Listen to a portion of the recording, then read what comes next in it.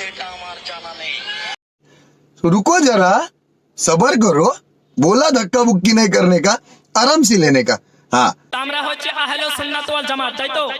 সুন্নি, হানাফি, শাফিঈ, মালিকি, হাম্বলি চার মাযহাব মান্যকারীকে বলা হয় সুন্নি। আর এই চার মাযহাব মান্যকারীকে সুন্নি বলা হয় আহলে সুন্নাত ওয়াল জামাত। আর এই আহলে সুন্নাত ওয়াল জামাত হলো আহলে জান্নাত। বলো সুবহানাল্লাহ। ব্রাদার ইন ইসলাম, বাংলাদেশে একটা মদখোর বক্তা বেরিয়েছে, ওর নাম হলো কাযযাব বিন ইহুদি। আপনার আব্দুর রাজ্জাক বিন ইউসুফ ওর নাম।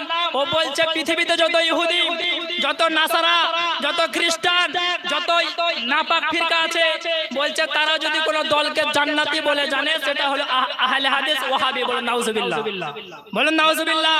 যত ইহুদি, আমি বললাম শোনো, তোমাদের দলকে ইহুদি জান্নাতি বলেছে, তোমাদের দলকে নাসারা জান্নাতি বলেছে, তোমাদের দলকে বিজ্ঞান জান্নাতি বলেছে, তোমাদের দলকে কোন ইংরেজের পাঁচটা কুত্তা জান্নাতি বলেছে। আল্লাহর কসম করে বলি, আহলে সুন্নাত ওয়াল জামাত সুন্নি মুসলমানদেরকে দুনিয়ার কোন ইহুদি না, দুনিয়ার কোন নাসারা না, দুনিয়ার কোন খ্রিস্টান না, আহলে সুন্নাত ওয়াল জামাতকে মুহাম্মদ রাসূলুল্লাহ জান্নাতি বলেছে। বলো সুবহানাল্লাহ।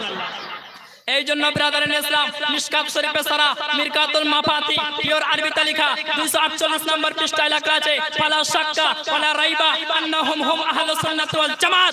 বিনা সন্দেহে যে দলটি জান্নাতি দল, ওটা হলো আহলে সুন্নাত ওয়াল জামাত। বলো সুবহানাল্লাহ। আমার গাউসে পাক পিরানে পীর দাস্তাগীর বুনিয়াতুত তালিবিন 80 নম্বর পৃষ্ঠা প্রথম খণ্ডে বলছেন, নাজাত প্রাপ্ত দল একটাই, তার নাম হলো সুন্নি জামাত। বলো সুবহানাল্লাহ। তো ব্রাদার ইন ইসলাম, গাউস পাক কে? আপনার ইমাম হোসেনের আকীদা গাউস পাকের কাছে, ইমামে হাসানের আকীদা গাউস পাকের কাছে, শেরে খোদা মাওলা আলীর আকীদা হুসাইনের কাছে, আর আলীর কাছে মুহাম্মদ রাসূলুল্লাহর আকীদা। বোঝা কি গেল? যেটা গাউসের আকীদা, হুসাইনের আকীদা, হুসাইনের আকীদা, আলীর আকীদা, আলীর আকীদা, মুহাম্মদ রাসূলুল্লাহর আকীদা, আর মুহাম্মদ রাসূলুল্লাহর আকীদা সুন্নি জামাতের আকীদা। আর এই দলটি হলো জান্নাতি দল। বলো সুবহানাল্লাহ।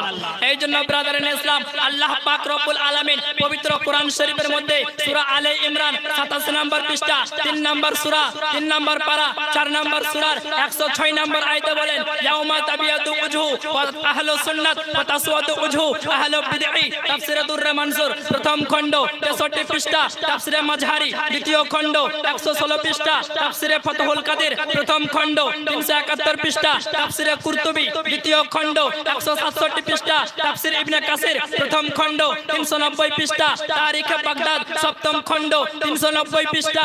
আপনার আলী খান দ্বিতীয় খণ্ডের মধ্যে আমার রাসূল পাক সাল্লাল্লাহু আলাইহি ওয়াসাল্লাম নিজের পবিত্র জবানে বলতে আছেন, ইয়াউমা তাবিয়াদু উজহু আহলুস সুন্নাত ওয়া তাসওয়াদু উজহু আহলুল বিদঈ। যে কাল কিয়ামতের ময়দানে কিছু মানুষের চেহারা দিয়ে নূর বের হবে, আর কিছু মানুষের চেহারা কালো কচু হয়ে যাবে। তো ইয়া রাসূলুল্লাহ, কাদের চেহারা দিয়ে নূর বের হবে, কাদের চেহারা আলোময় হবে, কাদের চেহারা জ্যোতিময় হবে, আর কাদের চেহারা কালো হবে?